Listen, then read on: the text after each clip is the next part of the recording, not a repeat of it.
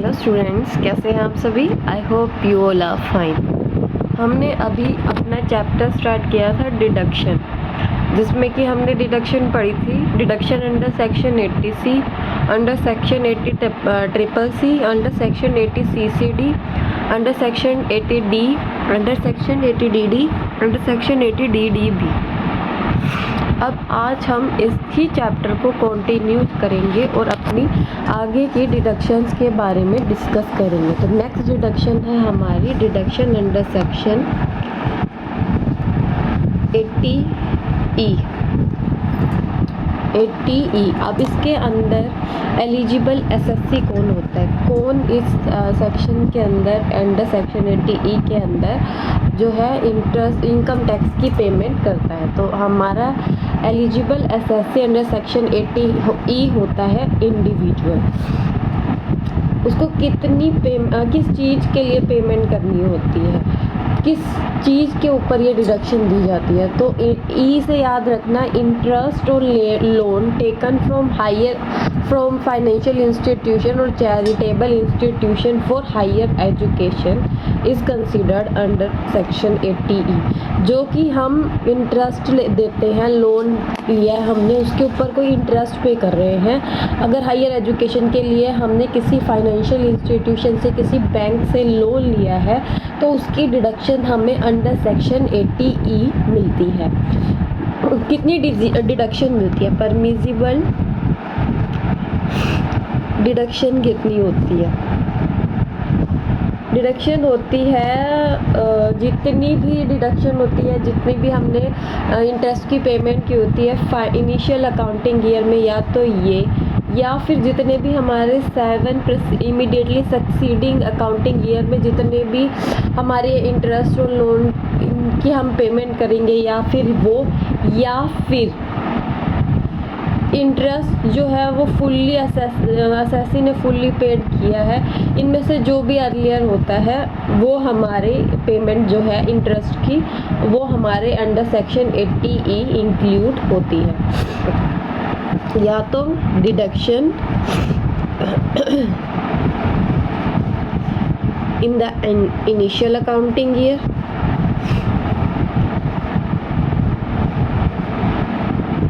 या फिर 7 सक्सीडिंग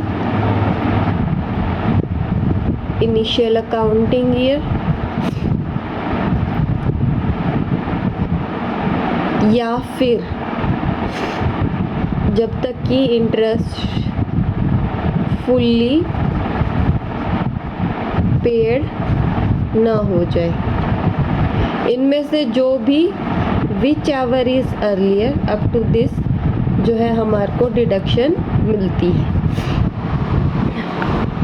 तो ये थी हमारी deduction under section E। Deduction किससे रिलेटेड होती है, इंटरेस्ट और loan taken from financial institution और charitable institution for the purpose of higher education. Next हमारी डिडक्शन है डिडक्शन अंडर सेक्शन 80EEE। इसके एलिजिबल एसएससी कौन होता है, इसका एलिजिबल एसएससी होता है इंडिविजुअल। पेमेंट क्या है इसकी, एलिजिबल पेमेंट क्या है, किस चीज़ के लिए डिडक्शन मिलती है। अगर हमने लोन लिया है किसी फाइनेंशियल इंस्टीट्यूशन से या किसी और इंस्टीट्यूशन से for acquisition of residential house property, तो ये हमारी डिडक्शन किस में कंसीडर होगी, ये सेक्शन 80EE के अंदर कंसीडर होगी। डिडक्शन कितनी, अप टू ₹50,000। डिडक्शन कितनी, up to ₹50,000 is allowed as deduction. Condition है कुछ इस डिडक्शन को लेने के लिए, कुछ कंडीशंस को फॉलो करना पड़ता है कि लोन की जो अमाउंट है वो मोर देन 35 लाख नहीं होनी चाहिए। मतलब कि 35 लाख हो या 35 लाख से कम होनी चाहिए। और जो हमने हाउस खरीदा है उसकी value of house more than 50 lakh नहीं होना चाहिए। और तीसरी क्या है कि असेसी कोई residential any residential house property own ना कर रहा।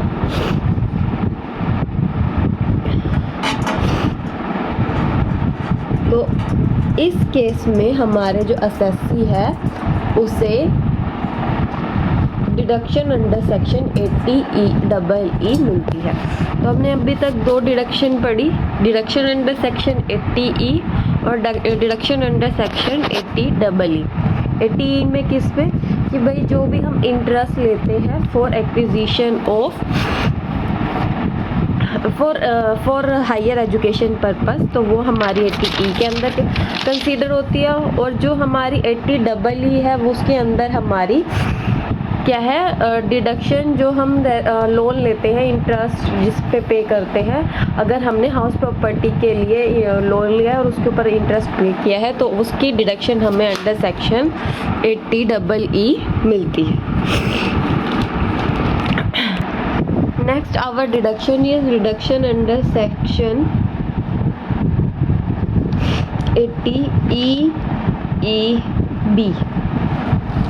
इसके एलिजिबल एसएससी कौन है? इसका एलिजिबल एसएससी है इंडिविजुअल। किस चीज़ के लिए डिडक्शन मिलती है? ये भी लोन के लिए मिलती है। लोन लिया है हमने किसी इलेक्ट्रिक व्हीकल को परचेज करने के लिए।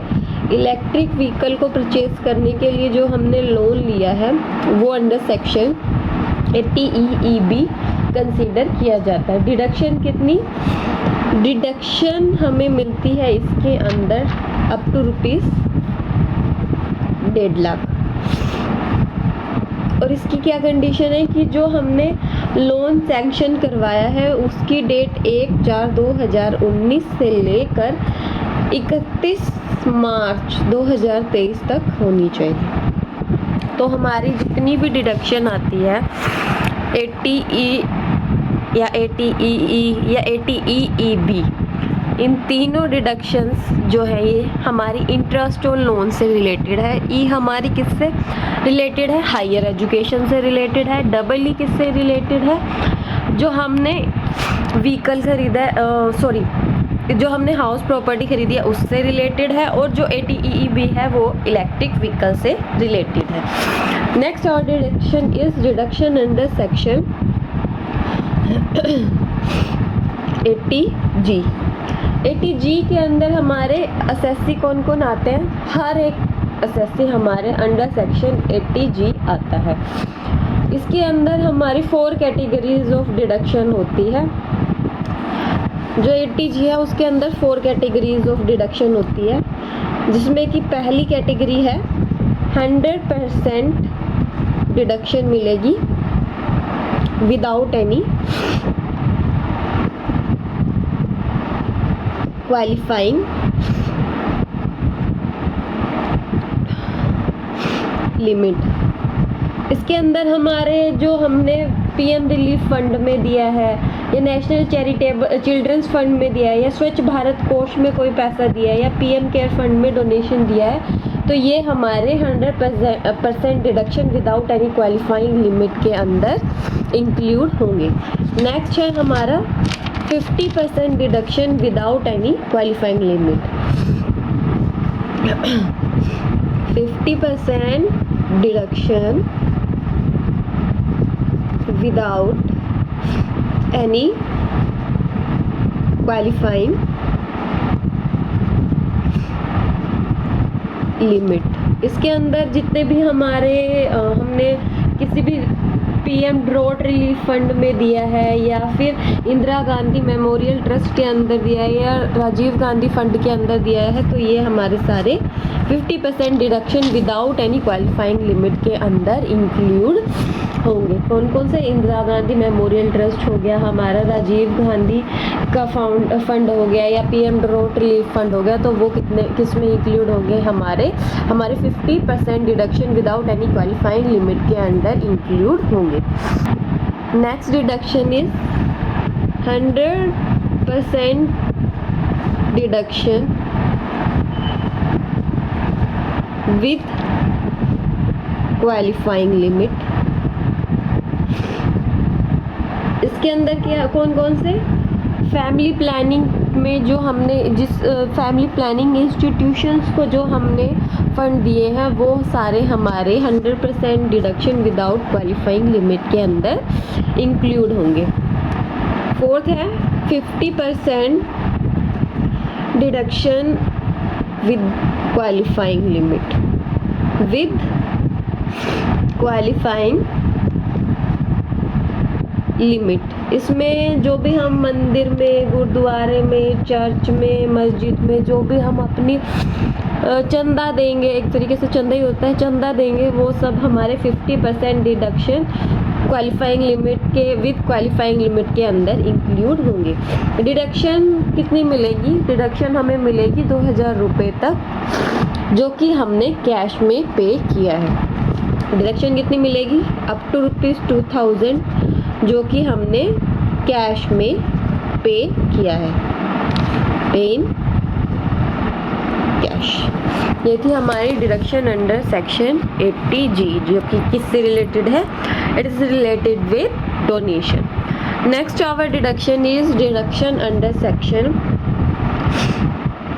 80G। इसके हमारे एलिजिबल एसएससी है जो कि एक इंडिविजुअल जो कि किसी तरीके का हाउस रेंट अलाउंस ना ले रहा हो। पेमेंट क्या है? Rent paid for residential accommodation के लिए जो भी पेमेंट कर रहा है उसके लिए इसे डिडक्शन मिलती है। डिडक्शन कितनी मिलेगी? डिडक्शन इनमें से जो भी कम होगा वो मिलेगी। लीस्ट ऑफ द फॉलोइंग मिलेगी। क्या क्या चीज़ें इंक्लूड हैं? या तो 25% of it total income,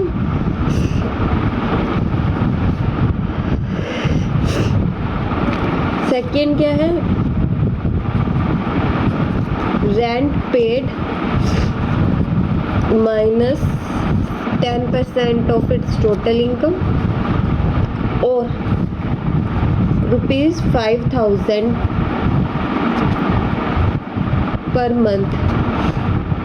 per month whichever is less is considered under section 80G। जिनमें से इनमें से जो भी कम होगी वो अंडर सेक्शन 80G के अंदर डिडक्शन मिलेगी।